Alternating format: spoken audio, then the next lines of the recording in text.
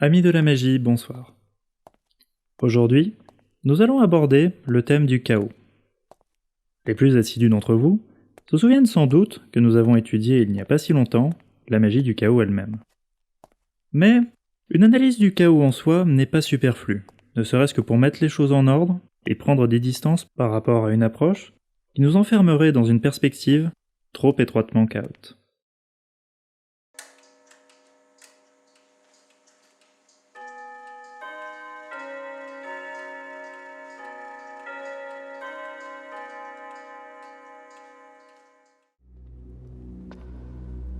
J'ai fait ce que j'ai fait pour le bien du royaume.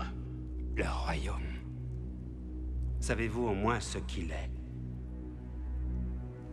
Le royaume est comme les 1000 lames des ennemis d'Egon. Une histoire que nous nous accordons à nous raconter les uns aux autres. Encore et encore. Jusqu'à en oublier que c'est un mensonge. Mais que nous resterait-il si d'aventure nous abandonnions le mensonge? Le chaos. Un précipice béant attendant de nous engloutir. Le chaos n'est pas un précipice. Le chaos est une échelle. Le mot chaos est le plus souvent employé dans un sens péjoratif, pour désigner un état de choses bouleversé, connotant désordre et pagaille. Cette valence uniquement négative et péjorative représente un détournement de la véritable signification du terme. En réalité, le chaos ne constitue pas le point final d'une dégradation continue qui annihilerait l'ordre, mais tout au contraire, l'état initial, préexistant à la manifestation universelle, où tout se tient pour ainsi dire en germe. Le monde apparaît en tant que tel, littéralement, lorsqu'un ordonnancement est effectué à partir des virtualités coprésentes à l'état primordial. C'est ce que désigne l'expression latine ordo ab chaos, l'ordre émergent, pour le dire ainsi, du chaos. On trouve la même idée exprimée dans la conception grecque du cosmos, qui renvoie originellement à la représentation d'une chevelure peignée, c'est-à-dire là encore, mise en ordre. C'est cette incompréhension du sens profond du terme, incompréhension porteuse de confusion, qui explique pourquoi certains sont intimidés au simple énoncé du mot. C'est parce qu'il reconduit à l'origine que le chaos peut, et même doit, être pensé conjointement à la notion d'arché. Celle-ci désigne le commencement, le principe, au sens du princeps, d'une chose, quelle qu'elle soit. L'arché, c'est en ce sens l'origine créatrice. Nous pouvons donc dire du chaos qu'il est, au sens littéral du terme, archaïque, c'est-à-dire premier et créateur. Le chaos est ce qui engendre ce système de formes, aussi bien être que chose, que nous nommons le monde. Hésiode le donne à comprendre dans cette théogonie lorsqu'il déclare « Donc avant tout fut abîme, chaos, puis terre, Gaïa, au large flanc. D'abîme, chaos, naquirent Éreb et la noire nuit. » Le chaos enfante ainsi le monde dans tous ses aspects, y compris les plus problématiques, voire les plus effrayants. Dans son étude intitulée « La nuit et les enfants de la nuit dans la tradition grecque », Clémence Ramnou souligne que « Du chaos sort la ténèbre, Erebos ».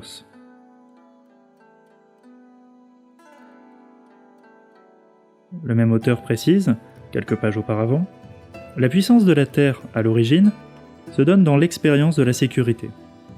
La puissance du chaos, à l'inverse, se donnerait-elle dans l'expérience de la chute ou du vertige ? Tout commence par une première opposition. Elle ne renvoie à rien de visible, ni de préhensible. À peine chose concevable ou énonçable. Elle renvoie à la polarité affective de la sécurité et de l'angoisse. Nous pouvons commenter ces lignes en disant que celui qui perçoit l'origine de tous les êtres et de toutes les choses sent métaphoriquement le sol qu'il avait toujours tenu pour ferme se dérober sous ses pas. Ceci parce que sa propre solidité existentielle, son assurance ontologique en quelque sorte, lui paraît soudain faire problème. Comme le dit Nietzsche, celui qui regarde trop longtemps dans le fond de l'abîme, celui-là, l'abîme regarde au fond de lui. Si l'on se transporte de l'Occident à l'Orient, un concept analogique à celui de chaos est offert par celui de vide. Le mot dhyana en sanskrit, chan en chinois ou zen en japonais ne désigne pas le simple contraire du plein, mais bien plus profondément, dans tous les sens du terme, la vacuité originelle et engendrante. Tout comme le chaos, le vide enfante ce qui fait monde. Dans le Tao Te Ching, Lao Tse parle significativement de ce qu'il nomme par une image, car les mots sont ici impuissants à faire mieux qu'évoquer, lui de la femelle sombre. Il s'agit de la matrice primordiale d'où jaillissent, avant de s'y engloutir de nouveau, les 10 000 êtres.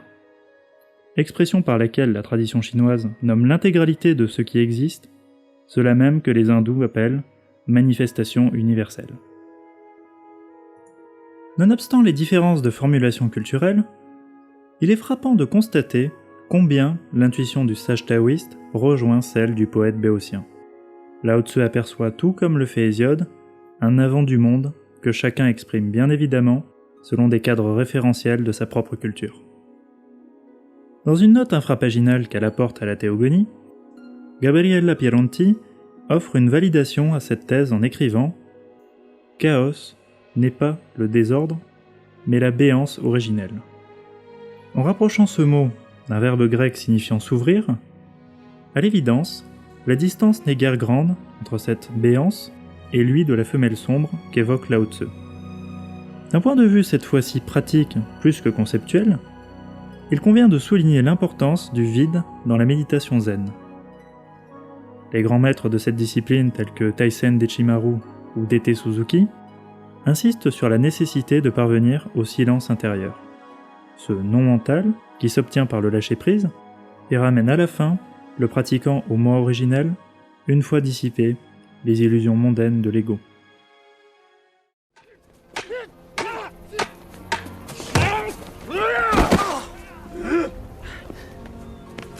Excuse-moi. Beaucoup trop pensé. Beaucoup trop pensé. Aïe. Pensée sabre. Pensée monde autour. Pensée ennemi. Beaucoup trop pensé. Non pensé. Non pensé. Ce silence intérieur, état dans lequel le monde n'est plus représenté et parlé, mais immédiatement saisi et éprouvé, ouvre la perception intuitive de cet avant du monde que la tradition occidentale nomme chaos et son homologue oriental vide.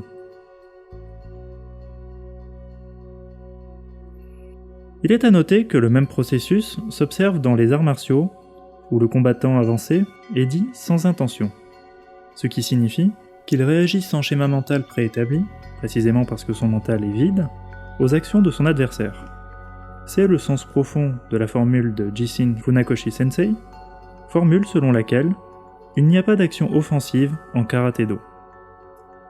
Contrairement aux interprétations courantes et platement moralisatrices, il s'agit de bien autre chose ici que d'une simple exhortation, soi-disant humaniste, à la non-violence. S'il n'y avait rien de plus que cela, on comprendrait mal pourquoi l'un des adages du karaté-do est « un coup, une vie ».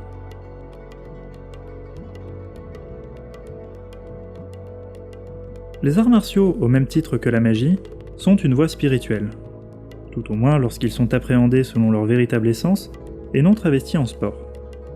Ce qui implique que cela, tout comme celle-ci, se situe par définition par-delà bien et mal.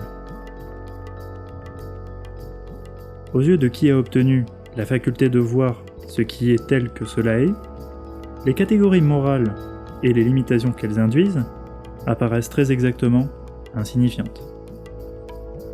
Les règles de vie de l'initié, son éthique, ne concernent que lui.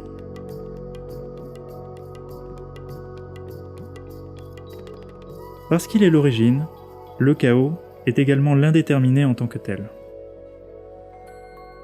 La potentialité en soi, le lieu ou le non-lieu de tous les possibles. Arthur McCann, qui fut membre de la Golden Dawn, l'exprime dans son roman intitulé « Le Grand Dieu Pan », où l'un des protagonistes a soudainement une perception fugace de ce qui se dissimule à l'ordinaire sous ce que les anciens nommaient le voile d'Isis. Un silence infini sembla tomber sur toute chose. Les bois se turent. Déclare le personnage, qui pressent. Pendant un fragment de temps, quelque chose qui n'était ni l'homme, ni la bête, ni la vie, ni la mort, mais toute chose mêlée, l'apparence mouvante de toute chose. C'est en se saisissant de ce surgissement de l'informel qu'opère le magicien, lequel impose, par sa volonté et la concentration de son énergie, une forme à ce qui était jusqu'alors indéterminé. La magie n'est autre que l'organisation du chaos. Et tandis que des océans de mystères demeurent, nous avons néanmoins déduit que cet art s'appuyait sur deux choses. La maîtrise et l'équilibre.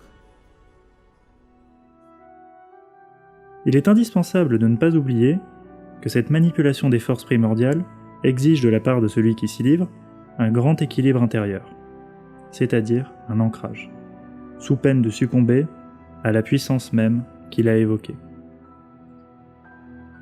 De très nombreuses pratiques magiques fonctionnent en s'appuyant sur cette logique de mise en œuvre des forces chaotiques, ce qui suppose à l'évidence une représentation préalable de la forme que l'on souhaite leur donner en tant que support de l'action.